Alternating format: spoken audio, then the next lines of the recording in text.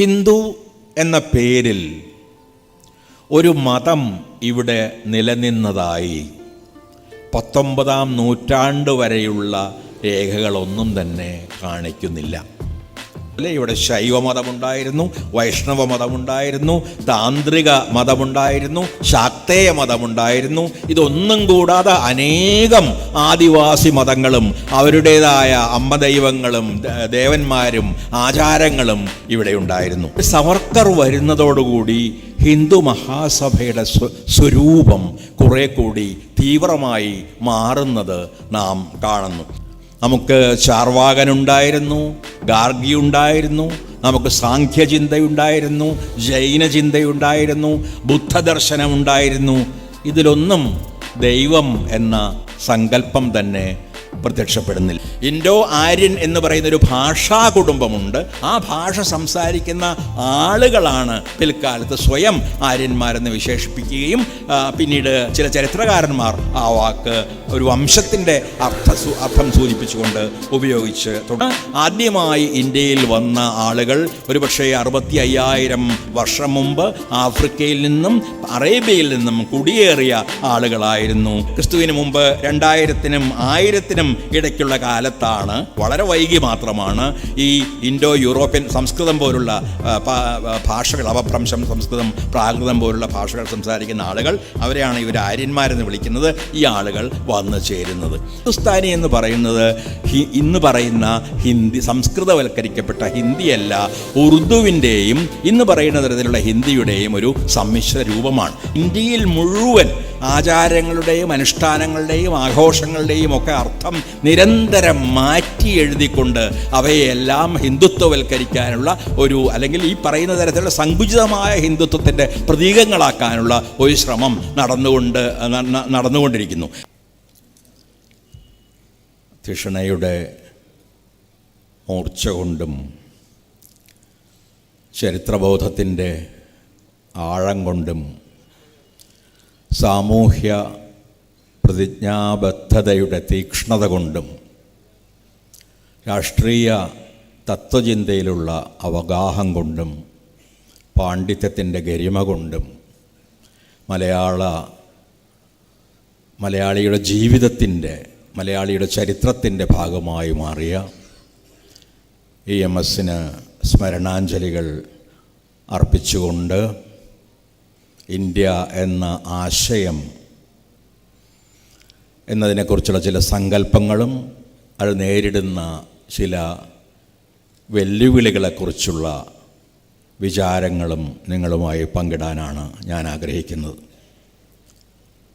ഈ സമയം ഞാൻ മറ്റൊരാളെ കൂടി ഓർക്കുന്നു. അദ്ദേഹത്തെ വല്ലാതെ, അദ്ദേഹത്തിൻ്റെ അസാന്നിധ്യം എനിക്ക് അനുഭവപ്പെടുന്നുണ്ട്. അത് സഖാവ് ചന്ദ്രദത്താണ്. മുൻപ് പലപ്പോഴും EMS സ്മൃതിയിൽ പങ്കെടുക്കുമ്പോഴൊക്കെ എന്നെ സ്നേഹപൂർവം ക്ഷണിക്കാറുള്ള, പങ്കെടുക്കാൻ നിർബന്ധിക്കാറുള്ള ചന്ദ്രദത്ത് മാഷിനെ കൂടി ഓർക്കാതെ ഈ വേദിയിൽ സംസാരിക്കാൻ ആരംഭിക്കുക പോലും സാധ്യമല്ല എന്ന് ഞാൻ കരുതുന്നു. ഇന്ത്യ എന്ന ആശയം ബൃഹത്തായ ചർച്ചകൾക്ക് വിധേയമാകുന്ന ഒരു കാലത്താണ് നാം ജീവിക്കുന്നത്. ഒരുപക്ഷെ മുൻപ് നിലനിന്നിരുന്ന നെഹ്റുവും ഗാന്ധിയും അംബേദ്കറും EMSും വരെയുള്ളവർ പങ്കിട്ടിരുന്ന ഇന്ത്യ എന്ന ആശയത്തിൽ നിന്ന്, ഇന്ത്യയെക്കുറിച്ചുള്ള ആശയത്തിൽ നിന്ന് ഭിന്നമായ ഒരു ഇന്ത്യയുടെ ആശയം മുന്നോട്ട് വയ്ക്കപ്പെട്ട, നമ്മുടെ ജനാധിപത്യം വെല്ലുവിളിക്കപ്പെട്ട, നമ്മുടെ മതേതരത്വവും സോഷ്യലിസത്തെക്കുറിച്ചുള്ള നമ്മുടെ സങ്കല്പങ്ങളും വെല്ലുവിളികൾക്ക് വിധേയമായ ഒരു കാലത്താണ് നാം ഇന്ത്യ എന്ന ആശയം ഇവിടെ ചർച്ച ചെയ്യുന്നത്. നമുക്ക് അറിയാവുന്നതുപോലെ ഒരുപക്ഷെ ഇന്ത്യ എന്ന ആശയത്തിൻ്റെ ഏറ്റവും വലിയ വൈശിഷ്ട്യം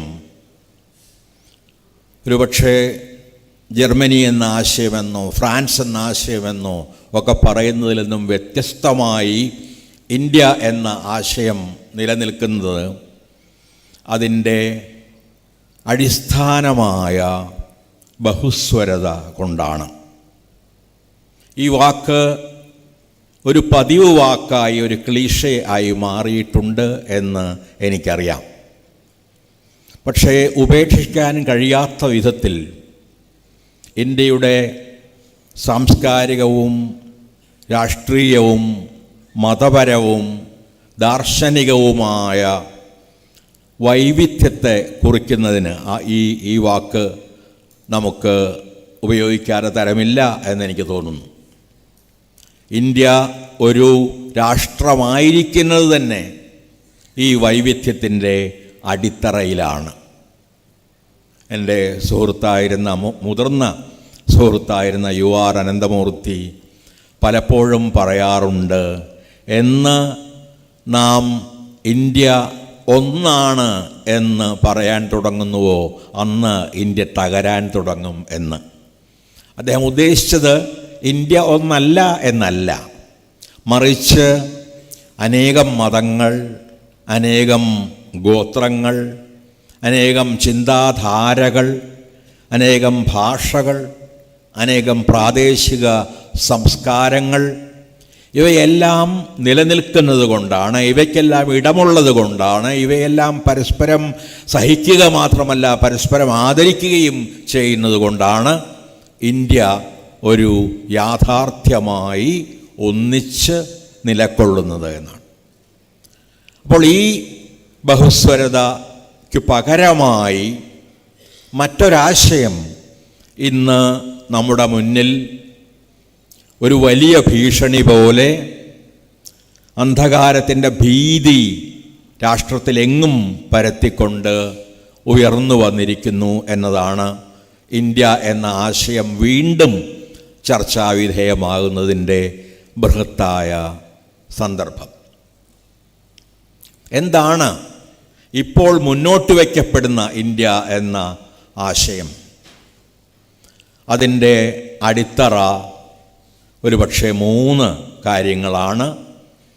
ആ അടിത്തറയ്ക്ക് പിറകിൽ മറ്റു ചില സാമ്പത്തിക ശക്തികളുടെ പ്രവർത്തനവുമുണ്ട് എന്ന് ഇതിനകം പ്രസംഗിച്ചവരെല്ലാവരും നിങ്ങളോട് പറയുകയും അത് വിശകലനം നടത്തുകയും ഒക്കെ ചെയ്തിട്ടുണ്ട്. പ്രഭാതനെ പോലുള്ള സുഹൃത്തുക്കൾ അതിനെക്കുറിച്ച് ഇന്നലെ പോലും സംസാരിച്ചു എന്ന് എനിക്കറിയാം. അപ്പോൾ ഇപ്പോൾ മുന്നോട്ട് വയ്ക്കുന്ന പ്രധാനമായ ആശയങ്ങൾ: 1, ഇന്ത്യ ഹിന്ദുക്കളുടെ രാജ്യമാണ് എന്നതാണ്. 2, ഇന്ത്യ ആര്യന്മാരുടെ രാഷ്ട്രമാണ് എന്നതാണ്. 3, ഇന്ത്യ ഹിന്ദി സംസാരിക്കുന്നവരുടെയോ ഹിന്ദി അറിയുന്നവരുടെയോ ഹിന്ദിയിൽ സംവദിക്കാനെങ്കിലും കഴിയുന്നവരുടെയോ മാത്രമായ രാഷ്ട്രമാണ് എന്നതാണ്. നമുക്കറിയാവുന്നതുപോലെ കോർപ്പറേറ്റ് മൂലധനവും ഹൈന്ദവ വർഗീയതയും തമ്മിലുള്ള അവിശുദ്ധമെങ്കിലും സ്വാഭാവികം എന്ന് പറയാവുന്ന ഒരു കൂട്ടുകെട്ടിലൂടെയാണ് ഇന്ത്യയിൽ ഫാസിസത്തിൻ്റെ തിരനോട്ടം ഇന്ന് നടക്കുന്നത്. തിരനോട്ടം എന്ന വാക്ക് ഒരുപക്ഷെ ഒരു ന്യൂനോക്തിയാണ് എന്ന് പറയാം. അത് തിരനോക്കുക മാത്രമല്ല, തിരശ്ശീല മാറ്റി രംഗത്തെത്തി അലറാൻ തുടങ്ങിയിരിക്കുന്നു എന്ന് കഥകളിയുടെ ഓർമ്മ വെച്ചുകൊണ്ട് ഒരുപക്ഷെ നമുക്ക് പറയാൻ ആവും. അത് നമ്മുടെ ജനാധിപത്യത്തിൻ്റെ എല്ലാ കളിനിയമങ്ങളെയും തെറ്റിക്കുന്നു. നമ്മുടെ ഭരണഘടനയുടെ അടിസ്ഥാന മൂല്യങ്ങളെപ്പോലും വിലമതിക്കാതിരിക്കുന്നു. നമ്മുടെ ഏറ്റവും പ്രധാനമായ ഗവേഷണ സ്ഥാപനങ്ങളും സാംസ്കാരിക സ്ഥാപനങ്ങളും എല്ലാം സ്വന്തം അജണ്ട നടപ്പാക്കുന്നതിനുള്ള ഉപകരണങ്ങളാക്കി മാറ്റിയിരിക്കുന്നു. അത് നമ്മുടെ സമൂഹത്തിൻ്റെ വൈവിധ്യത്തെ, മതപരവും വംശപരവും ഭാഷാപരവുമായ വൈവിധ്യത്തെ ഓരോ നിമിഷവും വെല്ലുവിളിക്കുന്നു. ഭക്ഷണം മുതൽ ചിന്ത വരെ നാം നമ്മുടെ ജീവിതത്തിൻ്റെ ഓരോ മാനത്തെയും ഓരോ ഘടകത്തെയും അത് നിയന്ത്രിക്കാൻ ആരംഭിക്കുകയും മാറ്റാൻ ശ്രമിക്കുകയും ചെയ്തുകൊണ്ടിരിക്കുന്നു. വളരെ അടിസ്ഥാനപരമായ ഒന്നാണ് ഇത്. നാം പലപ്പോഴും അടിയന്തരാവസ്ഥയെക്കുറിച്ചും മറ്റും ചർച്ച ചെയ്യാറുണ്ട്. തീർച്ചയായും അടിയന്തരാവസ്ഥ നമ്മുടെ നിലനിൽക്കുന്ന ഭരണഘടനയിലെ ചില പഴുതുകൾ ഉപയോഗിച്ചുകൊണ്ട് ജനാധിപത്യത്തെ താൽക്കാലികമായി നിഷേധിക്കാനുള്ള ഒരു പ്രയത്നമായിരുന്നു. എന്നാൽ ഇവിടെ നേരെ മറിച്ച് ജനാധിപത്യത്തിൻ്റെ സൗകര്യങ്ങൾ ഉപയോഗിച്ചുകൊണ്ട് ഭരണഘടനയെ തന്നെ മറികടക്കാനുള്ള ഒരു പരിശ്രമമാണ് നടക്കുന്നത്. ഇതാകട്ടെ അടിയന്തരാവസ്ഥയേക്കാൾ വളരെയേറെ അപകടകരമാണ് പല അർത്ഥത്തിലും. കാരണം അടിയന്തരാവസ്ഥ അവസാനിക്കും എന്ന് നമുക്ക് അറിയാമായിരുന്നു. അതൊരു ഹ്രസ്വകാല അവസ്ഥയാണ് എന്ന് നമുക്കറിയാമായിരുന്നു. അത് വെല്ലുവിളിക്കപ്പെടാം നിയമപരമായി എന്ന് നമുക്കറിയാമായിരുന്നു. എന്നാൽ ഇപ്പോൾ നിലനിൽക്കുന്ന ഈ അവസ്ഥ നിത്യമായ ഒരു അടിയന്തരാവസ്ഥയുടെ രംഗപ്രവേശത്തിൻ്റെ സൂചനയാണ് എന്ന് ഇന്നത്തെ ദേശീയ രാഷ്ട്രീയത്തിൻ്റെ ഏത് സ്ഥൂലമോ സൂക്ഷ്മമോ ആയ പരിശോധനയും വ്യക്തമാക്കും എന്ന് ഞാൻ വിചാരിക്കുന്നു. ഞാനിവിടെ ചെയ്യാൻ ഉദ്ദേശിക്കുന്നത്, ഇത് വളരെ മണിക്കൂറുകൾ ചർച്ച ചെയ്യേണ്ട ഒരു വിഷയമാണ്, ചെയ്യാൻ ഉദ്ദേശിക്കുന്നത് 2-3 അടിസ്ഥാന ആശയങ്ങൾ ഒന്ന് സൂചിപ്പിച്ച് പോവുക മാത്രമാണ്. ഒന്നാമത്തേത്, ഞാൻ ആദ്യം സൂചിപ്പിച്ചതുപോലെ ഇന്ത്യ ഒരു ഹിന്ദു രാഷ്ട്രമാണ് എന്ന സങ്കല്പം. ഹിന്ദു എന്ന പേരിൽ ഒരു മതം ഇവിടെ നിലനിന്നതായി 19-ാം നൂറ്റാണ്ട് വരെയുള്ള രേഖകളൊന്നും തന്നെ കാണിക്കുന്നില്ല. ഇന്ത്യയിലെ സെമറ്റിക് മതങ്ങളിൽ പെടാത്ത വിഭാഗങ്ങളെ മുഴുവൻ, ആദിവാസികളെ, വിഭിന്ന വർണ്ണങ്ങളിലും സമുദായങ്ങളിലും പെടുന്നവരെ, യഹൂദ, ക്രിസ്ത്യ, മുസ്ലിം ജനതകൾ ഒഴികെയുള്ള ജനതയെ മുഴുവൻ ഒന്നിച്ച് സംബോധന ചെയ്യുന്നതിന് വേണ്ടി വിദേശികൾ ഉപയോഗിച്ചു വന്ന ഒരു സംജ്ഞയാണ് ഹിന്ദു എന്നത്. അതിന് മതപരമായ ഒരർത്ഥമല്ല ഉണ്ടായിരുന്നത്. ഒരു പ്രദേശത്ത് ജീവിക്കുന്ന ആളുകൾ, സിന്ധു നദിയുമായി ബന്ധപ്പെടുത്തിയാണ് അതിനെക്കുറിച്ച് പറയാറുള്ളത്. അൽ ഹിന്ദ് എന്ന് അറബികൾ ഇന്ത്യയെ വിളിച്ചു. ആ അൽ ഹിന്ദിൽ താമസിക്കുന്ന ജനതകളെ ഹിന്ദുക്കൾ എന്ന് അറബികൾ മാത്രമല്ല, പിന്നീട് വന്ന ആളുകളും, പോർച്ചുഗീസുകാരും ഡച്ചുകാരും ഇംഗ്ലീഷുകാരും ഉൾപ്പെടെയുള്ള ആളുകൾ ആ ജനതകളെ ഒന്നിച്ചു ചേർത്ത് ഹിന്ദുക്കൾ എന്ന് വിളിച്ചു. കാരണം അവർക്ക് ആ ജനതയെ, അതിൻ്റെ ബഹുലമായ സങ്കീർണതയെ മനസ്സിലാക്കാൻ കഴിഞ്ഞില്ല. ഇത്രയധികം, പ്രത്യേകിച്ചും ഏകമത രാഷ്ട്രങ്ങളിൽ നിന്ന് വന്ന ആളുകൾക്ക് ഇത്രയേറെ മതങ്ങൾ, വിശ്വാസങ്ങൾ, ആചാരങ്ങൾ, ലോകവീക്ഷണങ്ങൾ, സമീപനങ്ങൾ ഇവയെല്ലാം നിലനിൽക്കുന്ന അതിസങ്കീർണമായ ഒരു ബൃഹദ് രാഷ്ട്രത്തിൻ്റെ അതിവിശാലമായ സാംസ്കാരിക പൈതൃകത്തെ ഉൾക്കൊള്ളാനോ മനസ്സിലാക്കാനോ പോലും കഴിഞ്ഞില്ല. അതുകൊണ്ട് അവർക്ക് സൗകര്യപ്രദമായ ഒരു വാക്കായിരുന്നു ഹിന്ദു എന്നത്. പക്ഷെ ആധുനികമായ ഒരർത്ഥത്തിൽ ഹിന്ദു എന്ന ഒരു മതം രൂപപ്പെടാൻ ആരംഭിക്കുന്നത് ഏതാണ്ട് 19-ാം നൂറ്റാണ്ടിൻ്റെ അവസാനവും 20-ാം നൂറ്റാണ്ടിൻ്റെ ആരംഭത്തിലും ഒക്കെ ആയിട്ടാണ് എന്ന് പറയാം.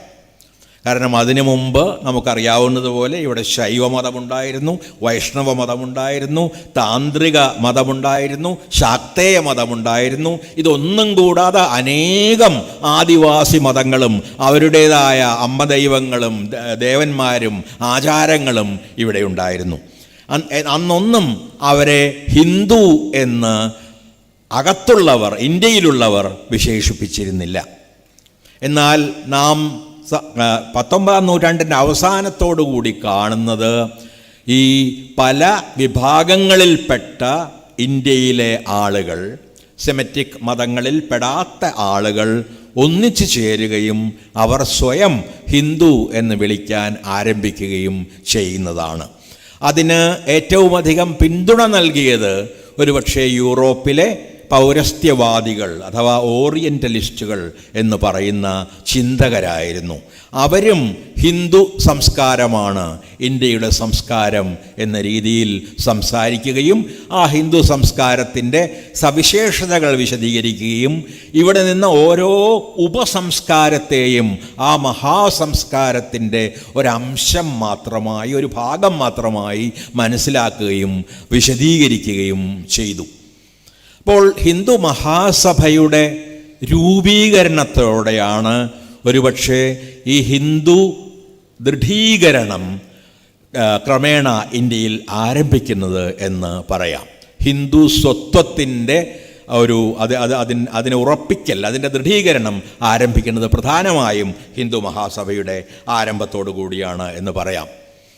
നിങ്ങൾക്ക് അറിയാവുന്നതുപോലെ 1914 ഹിന്ദു മഹാസഭ രൂപീകൃതമാകുന്നത്. ലാലാ ലജ്പത് റായിയുടെ, ദീൻദയാൽ ഉപാധ്യായയുടെയും മറ്റും നേതൃത്വത്തിലാണ് ഇന്ത്യക്കാരെ മുഴുവൻ തന്നെ ഒന്നിപ്പിക്കണം, മറ്റു മതങ്ങളിൽപ്പെട്ടവരല്ലാത്ത എല്ലാവരെയും ഒന്നിപ്പിക്കണം എന്ന ആശയവുമായി ഹിന്ദു മഹാസഭ രൂപം കൊള്ളുന്നത്.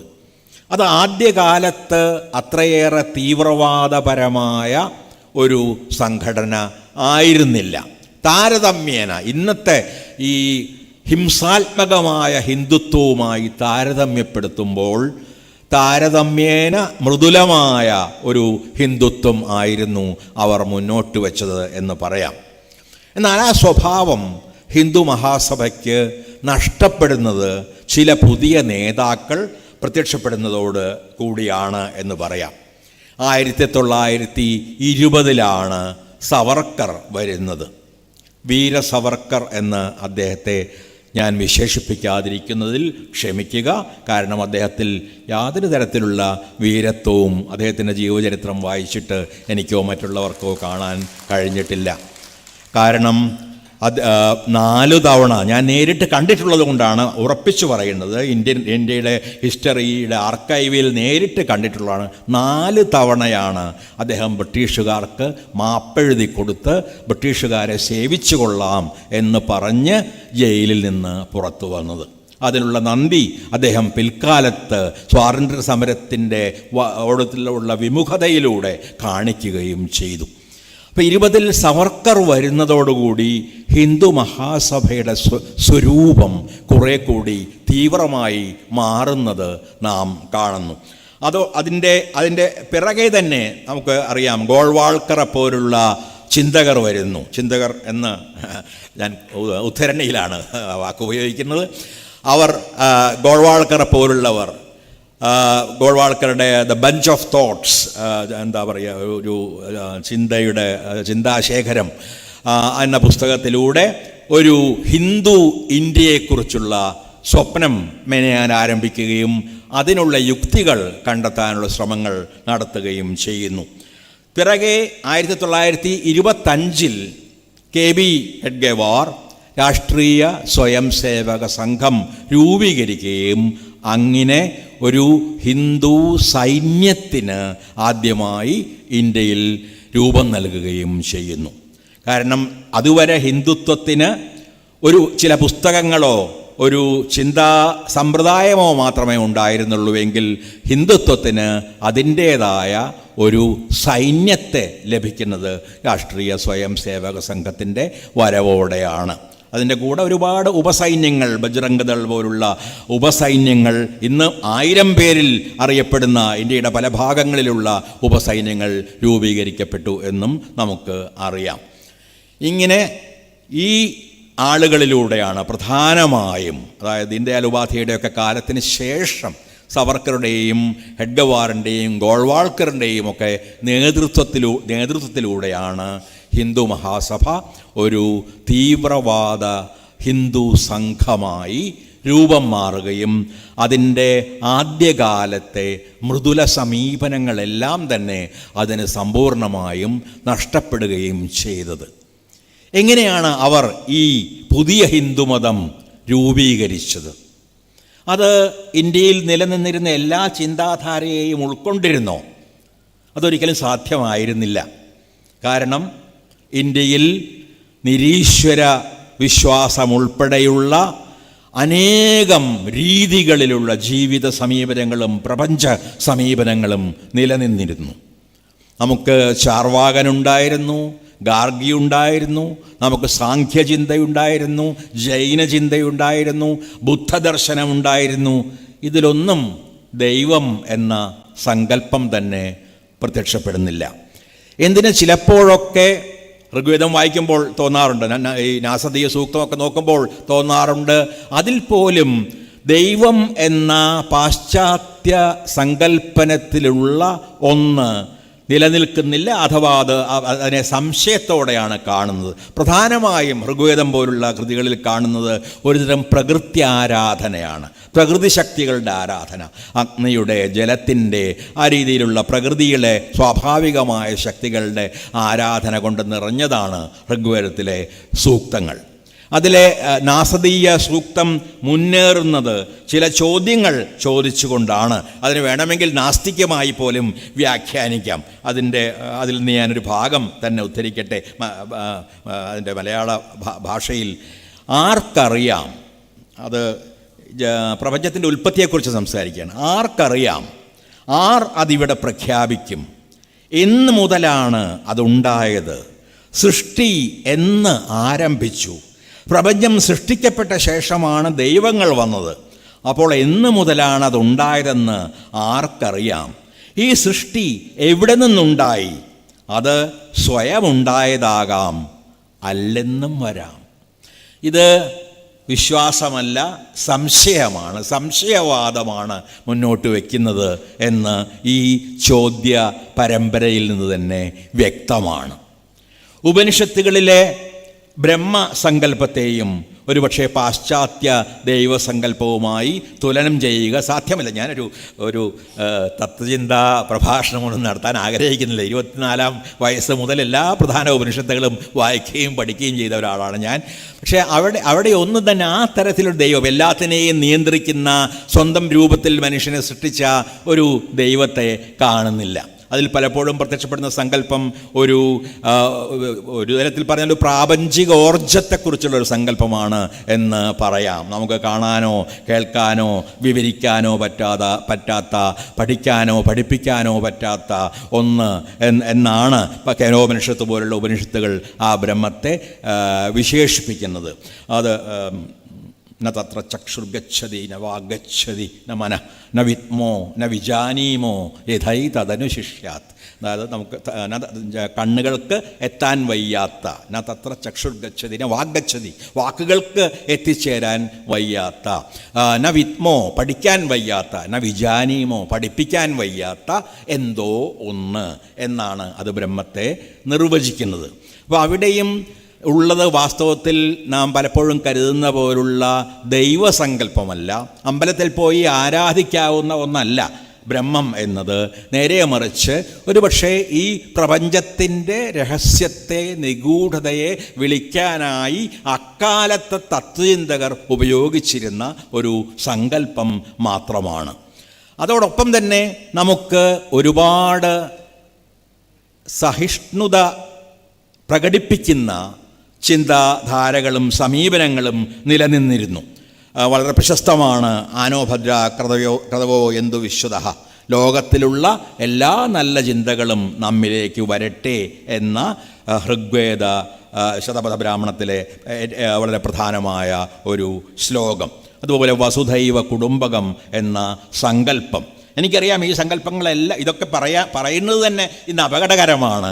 കാരണം വളരെ പെട്ടെന്ന് തന്നെ ഇത് വലതുപക്ഷവാദികളുടെ ആയുധമായി മാറിയേക്കാം.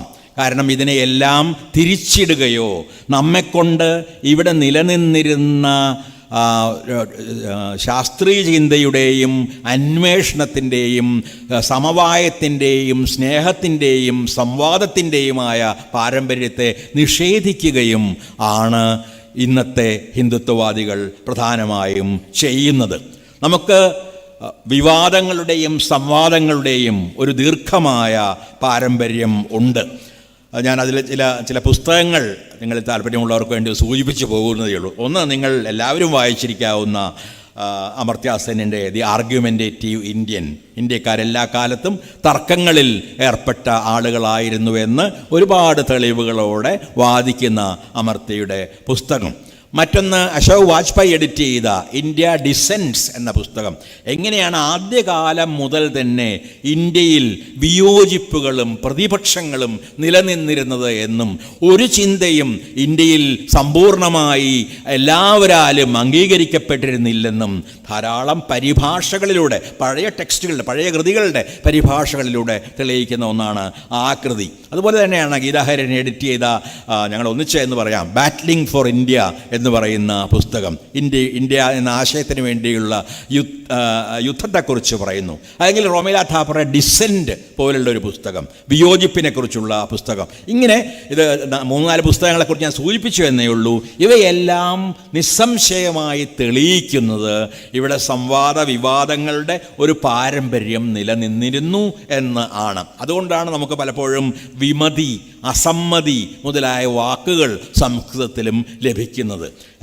അസമ്മതി, ഞാൻ സമ്മതിക്കുന്നില്ല, ഞാൻ നിങ്ങളുടെ വാദത്തെ ഖണ്ഡിക്കുന്നു, നിഷേധിക്കുന്നു എന്ന് പറയുന്ന ഒരുപാട് ആളുകൾ ഇവിടെ ഉണ്ടായിരുന്നു. ഞാൻ നേരത്തെ സൂചിപ്പിച്ചതുപോലെ ചാർവാകനെ പോലെ ഈശ്വരനെ നിഷേധിച്ച ആളുകളുണ്ടായിരുന്നു. അല്ലെങ്കിൽ മഹാവീരനെയും ബുദ്ധനെയും പോലെ ആ ഈശ്വര സങ്കല്പത്തെ തങ്ങളുടെ ചിന്തയിൽ നിന്ന് പൂർണ്ണമായും ഒഴിച്ചു നിർത്തിയ ആളുകളും ഇവിടെ തന്നെ ജീവിക്കുകയും നിലനിൽക്കുകയും ചെയ്തിരുന്നു. അതുകൊണ്ടാണ് നമുക്ക് ആ സംവാദങ്ങളെക്കുറിച്ചുള്ള സങ്കല്പങ്ങൾ രൂപപ്പെടുകയും ചെയ്തത്. സാധാരണ ആദ്യം ആശയങ്ങൾ മുന്നോട്ട് വയ്ക്കുന്ന ആളുടെ ആശയങ്ങളെ മുഴുവൻ സംഗ്രഹിച്ച ശേഷം മാത്രമേ അതിന് മറുപടി പറയാവൂ എന്നതായിരുന്നു ഇന്ത്യയിലെ സംവാദത്തിൻ്റെ അടിസ്ഥാന നിയമം. അതിനെ നാം വിളിച്ചിരുന്നത് പൂർവപക്ഷം എന്നും ഉത്തരപക്ഷം എന്നുമാണ്. പൂർവപക്ഷം ആദ്യം പറയുന്ന ആളുടെ വാദം, ഉത്തരപക്ഷം രണ്ടാമത് പറയുന്ന ആളുടെ മറുപടി, അല്ലെങ്കിൽ അതിൻ്റെ എതിരായ, അതിനെ ഖണ്ഡിക്കുന്ന വാദങ്ങൾ. ഈ വാക്കുകളെല്ലാം തന്നെ കാണിക്കുന്നത് നമുക്ക് സജീവമായ, നിരന്തരമായി ചോദ്യങ്ങൾ ചോദിച്ചു കൊണ്ടിരുന്ന, ഒരു തരത്തിലും ഏകശിലാരൂപമല്ലാത്ത ഒരു തത്വചിന്താ പാരമ്പര്യം ഉണ്ടായിരുന്നു എന്നാണ്. പഴയ ഇന്ത്യയുടെ തിന്മകളെയൊന്നും ഞാൻ ഇല്ലെന്ന് പറയുകയല്ല. സംശയമില്ലാത്ത വിധത്തിൽ അടിച്ചമർത്തപ്പെട്ട ആദിവാസികൾ, അടിച്ചമർത്തപ്പെട്ട ദളിതർ, അടിച്ചമർത്തപ്പെട്ട ശൂദ്രർ, ഈ തരത്തിലുള്ള വർണ്ണജാതി വ്യവസ്ഥയുടെ അതിഭീഷണങ്ങളായ പീഡനങ്ങൾ കൂടി നിലനിന്ന ഒരു ഇന്ത്യയായിരുന്നു നമ്മുടേത് എന്ന് പറയെ തന്നെ ഈ രീതിയിലുള്ള സംവാദത്തിൻ്റെ ഒരു പാരമ്പര്യം നമുക്കുണ്ടായിരുന്നുവെന്നും അക്ബറിൻ്റെയും മറ്റും കൊട്ടാരത്തിൽ ആ തരത്തിലുള്ള നിരന്തരമായ മതപരവും തത്വചിന്താപരവുമായ സംവാദങ്ങൾ നടന്നിരുന്നുവെന്നും ഓർക്കുകൂടി ഈ സന്ദർഭത്തിൽ നാം ചെയ്യേണ്ടതുണ്ട് എന്ന് എനിക്ക് തോന്നുന്നു. ഒപ്പം തന്നെ മതസഹവർത്തിത്വത്തിൻ്റെ ഒരു വലിയ പാരമ്പര്യവും നമുക്കുണ്ടായിരുന്നു, അഥവാ നമുക്ക് ഇന്നുമുണ്ട്. അത് ദൂരേക്കൊന്നും പോകേണ്ട, കേരളത്തിൽ തന്നെ മതി. ശബരിമലയിൽ വാവരെ തൊഴുതിന് ശേഷം അയ്യപ്പനെ കാണാൻ പോകുന്ന സ്വാമിമാരെ നോക്കിയാൽ മതി. അല്ലെങ്കിൽ വടക്കോട്ട് പോയാൽ തെയ്യങ്ങൾക്കിടയിൽ മുസ്ലിം തെയ്യങ്ങളുണ്ട് എന്ന് നമുക്കറിയാം. പല ക്ഷേത്രങ്ങളിലും ഇതര മതങ്ങളിലെ ആളുകൾ ആരാധന നടത്തുന്നുണ്ടെന്നും പല പള്ളികളിലും ഇതര മതങ്ങളിലുള്ള ആളുകൾ പ്രാർത്ഥിക്കുന്നുണ്ടെന്നും നമുക്കറിയാം. വിശേഷിച്ചും ദർഗകൾ, ഷാ ഷരീഫ് ദർഗ പോലെ, അല്ലെങ്കിൽ അജ്മീർ ദർഗ പോലെ, അല്ലെങ്കിൽ ഡൽഹിയിലെ നിസാമുദ്ദീൻ ദർഗ പോലെ ഉള്ള പള്ളികൾ എന്ന് വിളിക്കണമോ അവയെ എന്ന് അറിഞ്ഞൂടെ, ഈ ദർഗകൾ പ്രധാനമായും സൂഫി ചിന്തയുടെ കേന്ദ്രങ്ങളായ ഈ ദർഗകൾ മുസ്ലിങ്ങളുടേത് മാത്രമല്ല, എല്ലാ മതങ്ങളിലുമുള്ള ആളുകൾ അവിടെ പോകുന്നു, അവിടെ ചിലപ്പോൾ പ്രാർത്ഥിക്കുന്നു, ഇല്ലെങ്കിൽ അവിടെ ഖവാലി ശ്രദ്ധിച്ച് ആഹ്ലാദത്തിൽ മുഴുകുന്നു. ഇവയൊക്കെ മതസമന്വയങ്ങളുടേതായ ചില ഇടങ്ങൾ ആയിരുന്നിട്ടുണ്ട് ഇന്ത്യയിൽ. കുച്ചിപ്പുടി നൃത്തത്തിൻ്റെ കേന്ദ്രമായ കുച്ചിപ്പുടി നമുക്കറിയാവുന്ന പോലെ കൃഷ്ണ ജീവിതത്തെ ചുറ്റിപ്പറ്റിയുള്ള ഒരു നൃത്തരൂപമാണ്. ആ കുച്ചിപ്പുടി ഗ്രാമം കണ്ടുപിടിച്ചതും അത് സ്ഥാപിച്ചതും ഇബ്രാഹിം കുത്തുബ് ഷാ എന്ന ചക്രവർത്തി ആയിരുന്നു. അതുപോലെ മൊയ്നുദ്ദീൻ ചിശ്തിയുടെ അജ്മീർ ദർഗ ഈ രീതിയിലുള്ള മത സമന്വയത്തിൻ്റെ മറ്റൊരു പ്രതീകമാണ്. ഇമാം ഷാ ബാബ മസ്ജിദ് എന്ന് പറയുന്ന ഗുജറാത്തിലെ മസ്ജിദ് സംരക്ഷിക്കുന്നത് ഗുജറാത്ത് എന്നോർക്കണം, ഗുജറാത്തിലെ മസ്ജിദ് സംരക്ഷിക്കുന്നത് ഹിന്ദുക്കളായ പട്ടേൽമാരാണ്. രാജസ്ഥാനിലെ ഗോർഗാമോഹി ക്ഷേത്രത്തിൽ ഞാൻ പോയിട്ടുണ്ട്. അതിന് മുമ്പിൽ അറബിൽ എഴുതി വച്ചിരിക്കുന്നത് എന്താണ് എന്ന് അവിടുത്തെ ആളുകളോട് ചോദിച്ചപ്പോൾ അവർ പറഞ്ഞത് അള്ളാഹ്ക്ക് സ്തുതി എന്നാണ് അവിടെ എഴുതി വച്ചിരിക്കുന്നത് എന്നാണ്, ക്ഷേത്രത്തിന് മുൻപിൽ. ഈ തരത്തിലുള്ള അതിദീർഘമായൊരു പാരമ്പര്യമുണ്ട്. നമുക്കറിയാം അക്ബറിൻ്റെ മറ്റും കൊട്ടാരത്തിൽ നടന്നിരുന്ന ചർച്ചകൾ മാത്രമല്ല, ഒരുപാട് പരിഭാഷകൾ സംസ്കൃതത്തിൽ നിന്ന് പേർഷ്യൻ ഭാഷയിലേക്കും പേർഷ്യനിൽ നിന്ന് സംസ്കൃതത്തിലേക്കുമുള്ള പരിഭാഷകൾ ഈ പല മതങ്ങളിൽപ്പെട്ട ആളുകൾ ആ കാലത്ത് ചെയ്തു പോന്നു എന്ന്. നമ്മുടെ അഷ്ടാംഗഹൃദയം പോലുള്ള ശാസ്ത്രഗ്രന്ഥങ്ങളായാലും ശരി, നമ്മുടെ ഉപനിഷത്തുകൾ പോലുള്ള തത്വചിന്താ ഗ്രന്ഥങ്ങളായാലും ശരി, അവയെല്ലാം പേർഷ്യൻ ഭാഷയിലേക്ക് പോകുന്നത് ആ കാലത്താണ്. പേർഷ്യൻ ഭാഷയിൽ നിന്നും അറബ് ഭാഷയിൽ നിന്നുമുള്ള ഒരുപാട് മഹാചിന്തകരുടെ ദർശന സമ്പ്രദായങ്ങൾ ഇന്ത്യയിലേക്ക് വരുന്നതും ഏതാണ്ട് ആ കാലത്ത് തന്നെയാണ്. അതുകൊണ്ടാണ് ദീനില്ലാഹി പോലുള്ള ഒരു മതത്തെക്കുറിച്ചുള്ള സങ്കല്പം അക്ബർ മുന്നോട്ട് വെച്ചത്. ഇത്തരത്തിലൊരു സമന്വയത്തിൻ്റെ സാധ്യത പൂർണ്ണമായും മുന്നിൽ കണ്ടുകൊണ്ടാണ്. അൽബിറൂണിയെ പോലെ, അല്ലെങ്കിൽ സിയാ നക്ഷബിയെ പോലെ, അല്ലെങ്കിൽ അല്ലാമ ഇക്ബാലിനെ പോലെ, അമീർ ഖുസ്രുവിനെ പോലെ വേദശാസ്ത്ര പാരംഗതരായിരുന്ന ഒരുപാട് മുസ്ലിങ്ങളുടെ ഒരു ദീർഘ പാരമ്പര്യം ഇന്ത്യക്ക് ഉണ്ട്. രാമായണവും മഹാഭാരതത്തിൻ്റെ ഭാഗങ്ങളും അറബിയിലേക്കും പേർഷ്യനിലേക്കും പരിഭാഷ ചെയ്യപ്പെട്ടതും അക്ബറിൻ്റെ ഒക്കെ കാലത്ത് തന്നെയാണ്.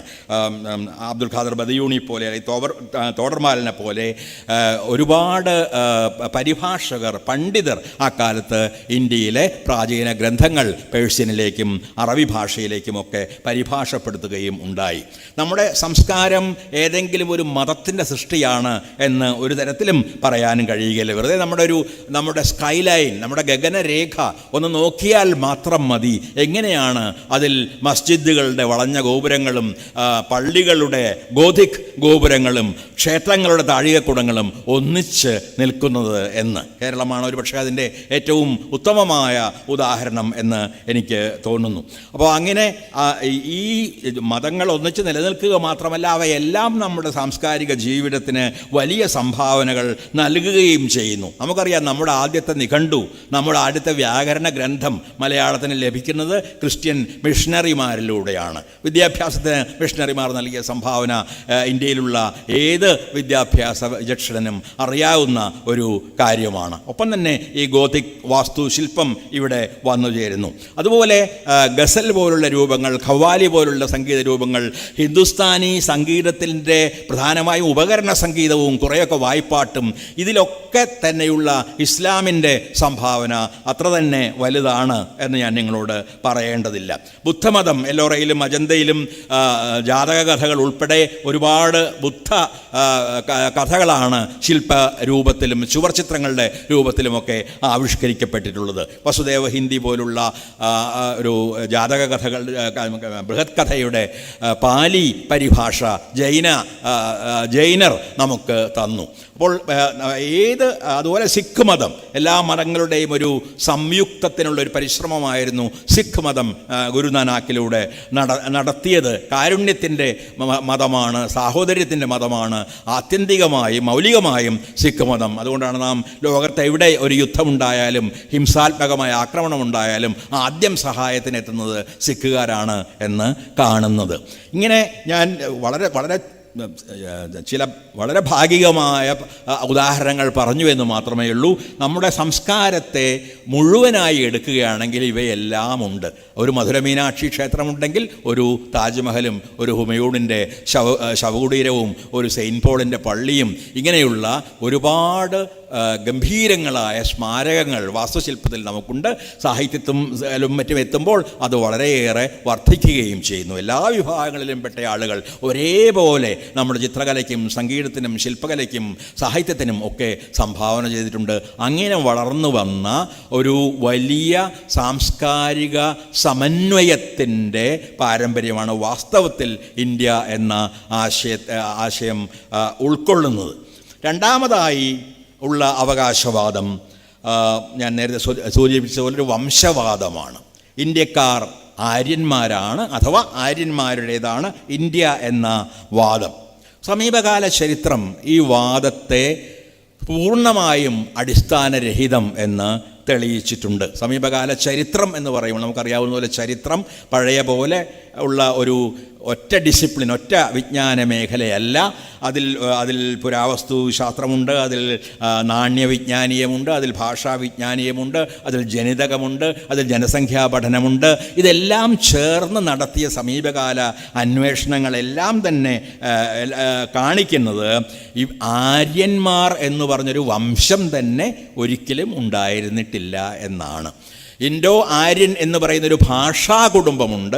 ആ ഭാഷ സംസാരിക്കുന്ന ആളുകളാണ് പിൽക്കാലത്ത് സ്വയം ആര്യന്മാരെന്ന് വിശേഷിപ്പിക്കുകയും പിന്നീട് ചില ചരിത്രകാരന്മാർ ആ വാക്ക് ഒരു വംശത്തിൻ്റെ അർത്ഥം സൂചിപ്പിച്ചുകൊണ്ട് ഉപയോഗിച്ച് തുടങ്ങുകയും ചെയ്തത്. ഇത് കൂടുതലായി പഠിക്കണം എന്നുള്ള ആളുകൾക്ക് ധാരാളം പുസ്തകങ്ങൾ, റോമില താപ്പറുടെ തന്നെ ആര്യൻസ് എന്ന പുസ്തകം, അല്ലെങ്കിൽ റോമില താപ്പറും ജയമേനോനും കൈഫ്രീസും മിഷേൽ വിഥാലും മറ്റും ചേർത്ത് എഴുതിയ which of us are Aryans എന്ന പുസ്തകം, അല്ലെങ്കിൽ കൂടുതൽ എളുപ്പത്തിൽ ടോണി ജോസഫിൻ്റെ early Indians the story of our ancestors and where we came from എന്ന പുസ്തകം.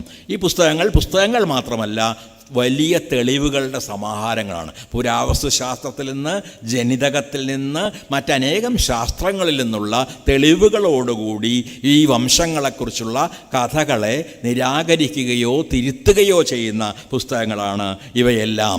അവയെല്ലാം പൊതുവായി പറയുന്ന ചില കാര്യങ്ങൾ: ഒന്ന്, ആദ്യമായി ഇന്ത്യയിൽ വന്ന ആളുകൾ ഒരുപക്ഷെ 65,000 വർഷം മുമ്പ് ആഫ്രിക്കയിൽ നിന്നും അറേബ്യയിൽ നിന്നും കുടിയേറിയ ആളുകളായിരുന്നു എന്നാണ്.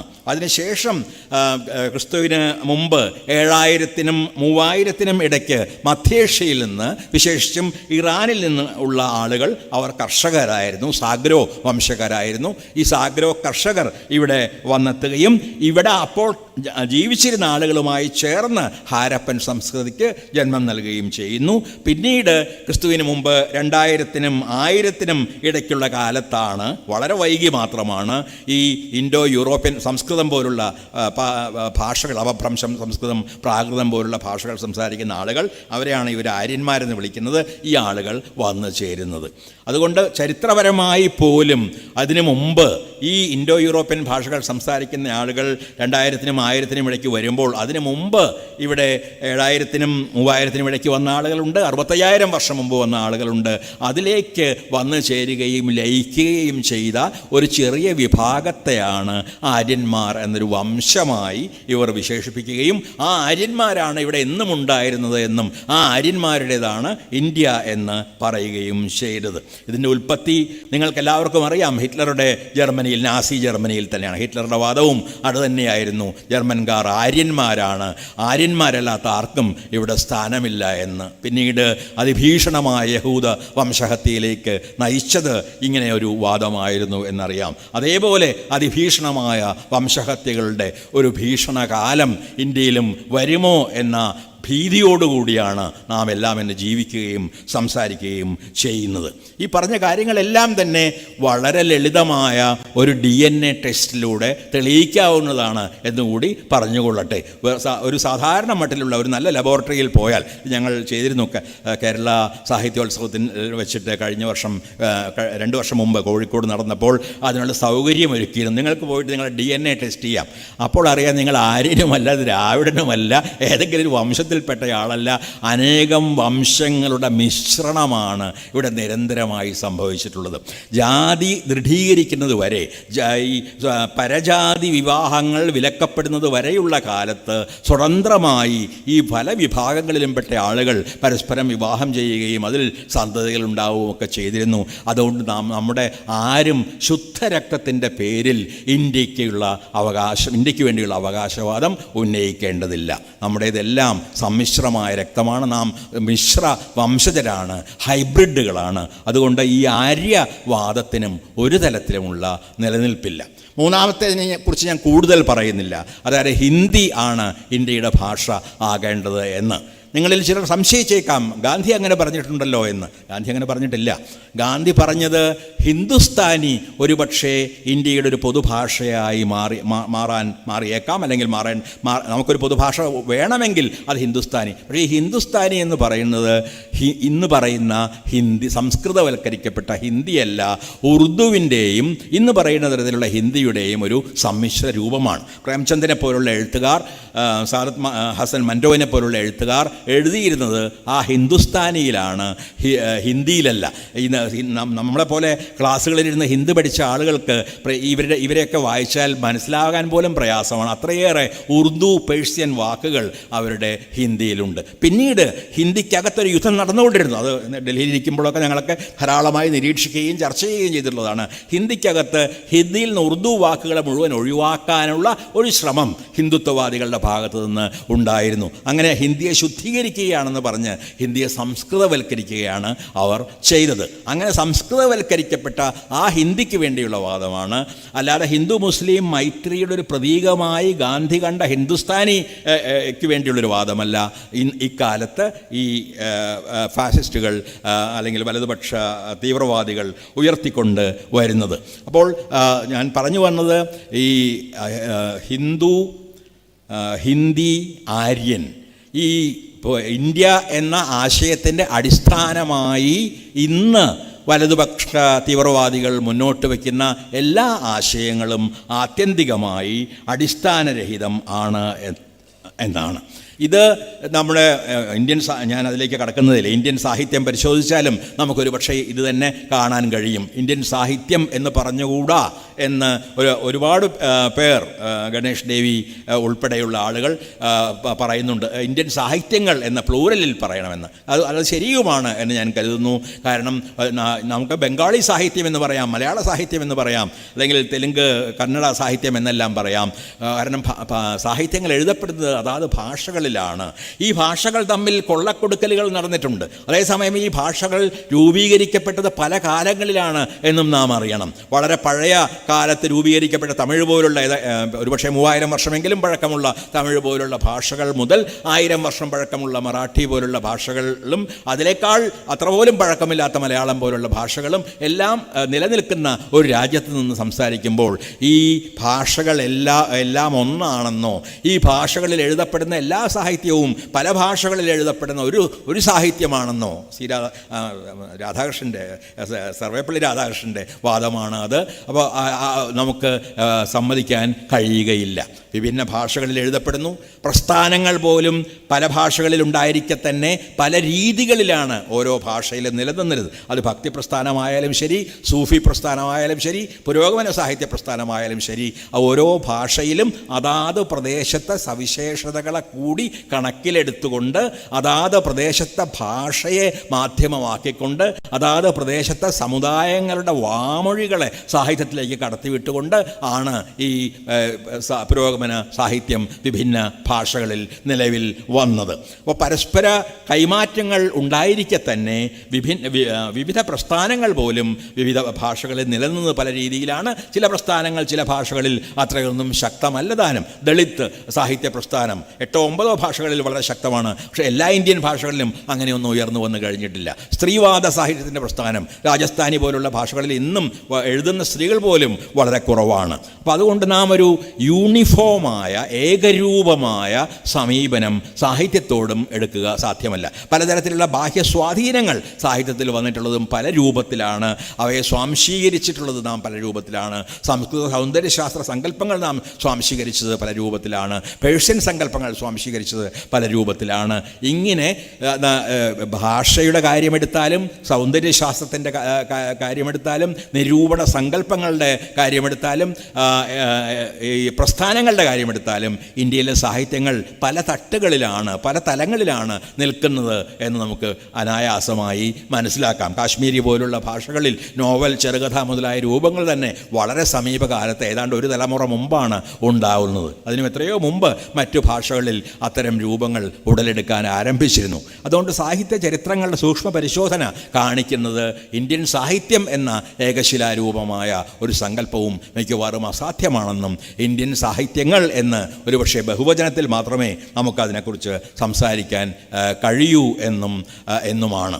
അപ്പോൾ നാം ഇന്ന് ജീവിക്കുന്നത്, എൻ്റെ സമയം ഏതാണ്ടായി, നാം ഇന്ന് ജീവിക്കുന്നത് ഒരുപക്ഷേ എന്ത് പറഞ്ഞാലും രാഷ്ട്രീയമായി മാറുന്ന ഒരു സാഹചര്യത്തിൽ ആണ്. ഇത് പറയുമ്പോഴൊക്കെ ഞാനൊരു ലൂയി അരഗങ് എന്ന ഫ്രഞ്ച്, അദ്ദേഹം കവിയും കഥാകൃത്തുമായിരുന്നു, ഒരു കഥ ഓർക്കാറുണ്ട്. വലിയ നീണ്ട കഥയൊന്നുമല്ലാതെ ഒരാളുണ്ടായിരുന്നു, അയാൾക്ക് രാഷ്ട്രീയത്തോട് മുഴുവൻ വെറുപ്പായിരുന്നു. രാഷ്ട്രീയം എന്ന വാക്ക് ഉപയോഗിക്കില്ല, രാഷ്ട്രീയക്കാരെ മുഴുവൻ വെറുപ്പായിരുന്നു അയാൾക്ക്. അങ്ങനെയുള്ള ഒരാൾക്ക് ഒരു ദിവസം പെട്ടെന്നൊരു തരം പക്ഷവാതം പിടിപെട്ട് സംസാരിക്കാൻ വയ്യാതായി. അയാൾക്ക് ഒരു വാക്ക് മാത്രമേ സംസാരിക്കാൻ കഴിയുമായിരുന്നുള്ളൂ, അത് രാഷ്ട്രീയം എന്ന വാക്കാണ്. ഇപ്പോൾ രാഷ്ട്രീയം എന്ന വാക്ക് പല രീതിയിൽ പറഞ്ഞുകൊണ്ട് രാഷ്ട്രീയം രാഷ്ട്രീയം രാഷ്ട്രീയം ഇങ്ങനെ പല രീതിയിൽ പറഞ്ഞുകൊണ്ട് തൻ്റെ എല്ലാ ആവശ്യങ്ങളും ശാരീരികവും മാനസികവും ഒക്കെയായ ശൈക്ഷണികവുമായ എല്ലാ ആവശ്യങ്ങളും അയാൾക്ക് നിറവേറ്റേണ്ടി വന്നു എന്ന് കമ്മ്യൂണിസ്റ്റുകാരൻ കൂടിയായിരുന്ന അരഗങ്ങിൻ്റെ ഈ കഥ പറയുന്നു. അതുകൊണ്ട് നാം രാഷ്ട്രീയത്തെ ഒഴിച്ചു നിർത്തിയാലും രാഷ്ട്രീയം നമ്മെ ഒഴിച്ചു നിർത്തുന്നില്ല. നമ്മെ അത് പിടിച്ചു കുലുക്കുന്നു, നമ്മുടെ ജീവിതത്തെ നാം അറിയാതെ മാറ്റുന്നു, നമ്മുടെ ചിന്താരീതികളെ മാറ്റുന്നു, നമ്മുടെ സമീപനങ്ങളെ മാറ്റുന്നു. ലോകത്തെ നാം കാണുന്ന സമ്പ്രദായങ്ങളെ മുഴുവൻ അത് അറിയാതെ അടിമുടി മാറ്റിക്കൊണ്ടേയിരിക്കുന്നു. ഇതാണ് ഇന്ന് വലതുപക്ഷം ചെയ്തുകൊണ്ടിരിക്കുന്നത്. പലപ്പോഴും ദൃശ്യമല്ല അവരുടെ പ്രവർത്തനങ്ങൾ, അദൃശ്യമാണ്. അടിത്തട്ടിലൂടെയാണ് ഒരുപക്ഷെ ഈ സൈന്യം മുന്നേറുന്നത് എന്ന് പറയാം. അത് വാക്കുകളെ മാറ്റുന്നു, ആചാരങ്ങളുടെ അർത്ഥം മാറ്റുന്നു. എനിക്ക് ഓർമ്മയുണ്ട്, നമുക്ക് പഴയകാലത്തെ ക്ഷേത്രങ്ങളിലൊക്കെ ഒരു ചെറിയ രീതിയിലുള്ള അഷ്ടമിരോഹിണി ഉണ്ടായിരുന്നത്. അതെങ്ങനെയാണ് ജന്മാഷ്ടമിയായി മാറുകയും ശോഭായാത്രകൾ, ഇത് ഇപ്പോഴും നടന്നില്ല, 10-30 വർഷം മുമ്പ് ആരംഭിച്ച കാര്യങ്ങളെക്കുറിച്ചാണ് പറയുന്നത്. ഒരു 100 വർഷത്തെ പ്രവർത്തനം കൊണ്ടാണ് ഇന്ന് അവർ ഭരണത്തിലെത്തിയിട്ടുള്ളത് എന്ന് ഓർക്കുക. അതുപോലെ നമുക്കറിയാം, സമീപകാലത്ത് ഓണം എന്ന് പറയുന്നത് മഹാബലിയുടെ തിരിച്ചുവരവല്ല, വാമന ജയന്തിയാണ് എന്ന വാദം.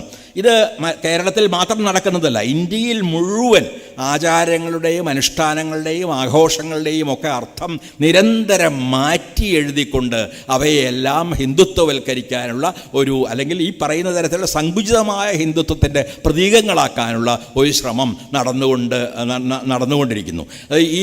അത് ആദിവാസികളുടെ പഴയ മതങ്ങളെപ്പോലും ഇത് ഉത്തരേന്ത്യയിൽ ജീവിച്ചിട്ടുള്ളവർക്കെല്ലാം അറിയാവുന്നൊരു കാര്യമാണ്.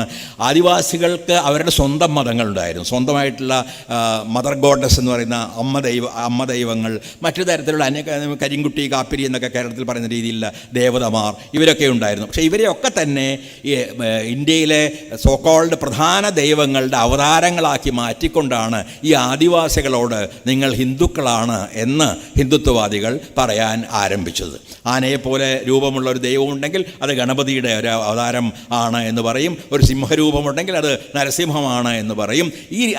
അതുപോലെ പല അമ്മ ദൈവങ്ങളെ ദുർഗയുടെയോ ഭഗവതിയുടെയോ ഒക്കെ അവതാരങ്ങളാണ് എന്ന് പറയും. ഇങ്ങനെയാണ് ആദിവാസികളെപ്പോലും ഹിന്ദുക്കൾ വിശ്വാസങ്ങളോടുള്ള ഭയവും വിയോജിപ്പുകളുടെ അടിച്ചമർത്തലും സംസ്കാരത്തോടും കലയോടും ബുദ്ധിജീവിതത്തോട് തന്നെയുമുള്ള സംശയവും സങ്കുചിതമായ പലതിനെയും ഒഴിച്ചു നിർത്തുന്ന രീതിയിലുള്ള ദേശീയവാദവും ശത്രുവിൻ്റെ ശക്തി വർദ്ധിപ്പിച്ച് പ്രചരിപ്പിക്കുന്നതും ഒത്തുതീർപ്പിനെപ്പോലും ശത്രുവായിട്ടുള്ള കൂട്ടുകെട്ട് ആയി കാണുന്നതും പുരുഷത്വത്തിൻ്റെ പ്രകീർത്തനവും സ്ത്രീ ഹിംസയും മരണത്തിൻ്റെ ആരാധനയും ഇതെല്ലാം തന്നെ സാധാരണ ഫാഷിസത്തിൻ്റെ എല്ലാത്തരം ഫാഷിസങ്ങളുടെയും ഇറ്റലിയിലായാലും ജർമ്മനിയിലായാലും ഇന്ത്യയിലായാലും എല്ലാത്തരം ഫാഷിസങ്ങളുടെയും പൊതുവായ ലക്ഷണങ്ങളാണ്. ഈ ലക്ഷണങ്ങളെല്ലാം തന്നെ ഇന്ന് ഇന്ത്യയിൽ വർദ്ധിച്ച തോതിൽ പ്രകടമാണ് എന്നത് നമുക്കറിയാം. അതുകൊണ്ട് നാം ഭരണകൂടത്തോട് ചോദിക്കേണ്ട ഏത് ജനാധിപത്യ ഭരണകൂടത്തോടും ചോദിക്കേണ്ട പ്രധാനപ്പെട്ട ചോദ്യങ്ങൾ ഇവയാണ്. ഒന്ന്,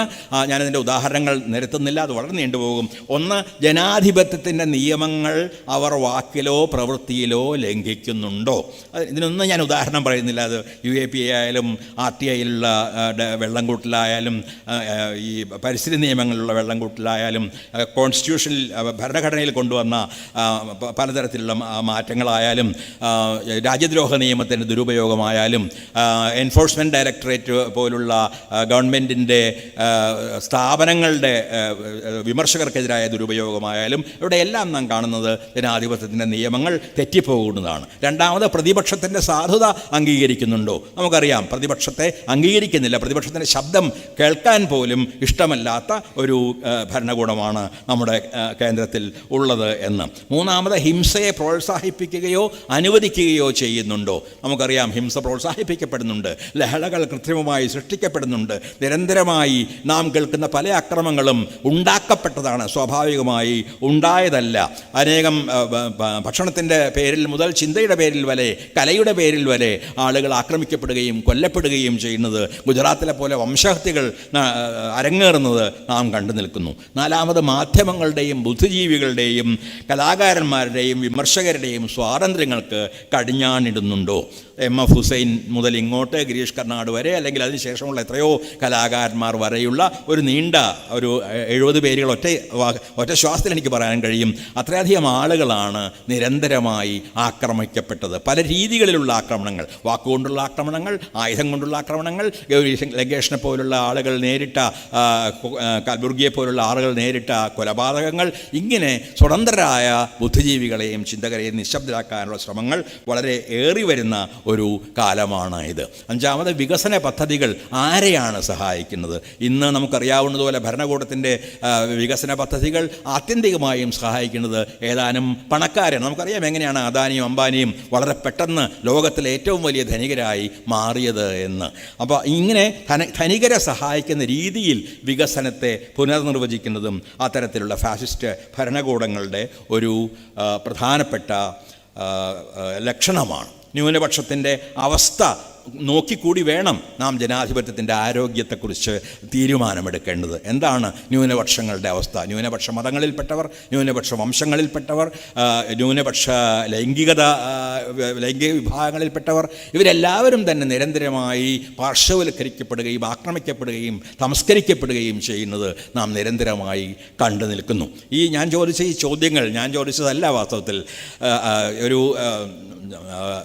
ജാൻ വെർണർ മുള്ളർ എന്ന ചിന്തകൻ പറയുന്നതാണ്. എങ്ങനെയാണ് ജനാധിപത്യം പ്രാവർത്തികമാകുന്നുണ്ടോ എന്ന് പരിശോധിക്കേണ്ടത്, ഏതെല്ലാം ചോദ്യങ്ങൾ ചോദിച്ചുകൊണ്ടാണ് എന്ന്. ആ ചോദ്യങ്ങൾ ഞാനൊന്ന് ചോദിച്ചു എന്നേ ഉള്ളൂ. അതിനുള്ള വിശദമായ ഉത്തരങ്ങൾ ഒരുപക്ഷെ നിങ്ങൾക്ക് തന്നെ അറിയാം. അത് അല്ലെങ്കിൽ തുടർന്നുള്ള പ്രസംഗങ്ങളിലോ അതിന് മുമ്പുള്ള പ്രസംഗങ്ങളിലോ ഒക്കെയായി പരാമർശിക്കപ്പെട്ടിട്ടുണ്ടാകും അഥവാ പരാമർശിക്കപ്പെടും എന്ന് ഞാൻ പ്രതീക്ഷിക്കുന്നു. അതുകൊണ്ട് ഇന്ത്യ എന്ന ആശയത്തെ ഗാന്ധിയോ നെഹ്റുവോ ആദ്യകാല കമ്മ്യൂണിസ്റ്റുകാരോ അംബേദ്കറോ എല്ലാം സ്വപ്നം കണ്ടിരുന്ന ഈ ബഹുസ്വരമായ ഇന്ത്യ എന്ന ആശയത്തെ സംരക്ഷിക്കുക എന്നത് ഇന്ന് ഓരോ ഇന്ത്യക്കാരൻ്റെയും, ഇന്ത്യയെ സ്നേഹിക്കുന്ന ഓരോ മനുഷ്യൻ്റെയും പ്രാഥമികമായ കർത്തവ്യങ്ങളിലൊന്നായിരിക്കുന്നു. കാരണം അപകടത്തിലായിരിക്കുന്നത് ഏതെങ്കിലും ഒരു രാഷ്ട്രീയ പാർട്ടി മാത്രമല്ല, ഇന്ത്യ എന്ന ആശയം തന്നെയാണ്.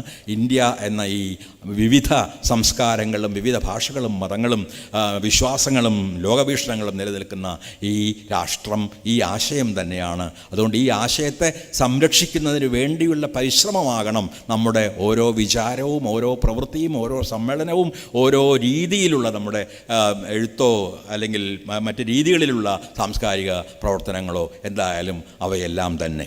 ഇന്ത്യ എന്ന ഈ ആശയം നിലനിൽക്കട്ടെ, അതിനുവേണ്ടി പൊരുതാനുള്ള പ്രതിജ്ഞ നമുക്ക് ഇവിടെ എടുക്കാം എന്ന് പറഞ്ഞുകൊണ്ട് ദീർഘം ആകാമായിരുന്ന ഈ പ്രഭാഷണം ഞാനിവിടെ നിർത്തുന്നു. നിങ്ങൾക്ക്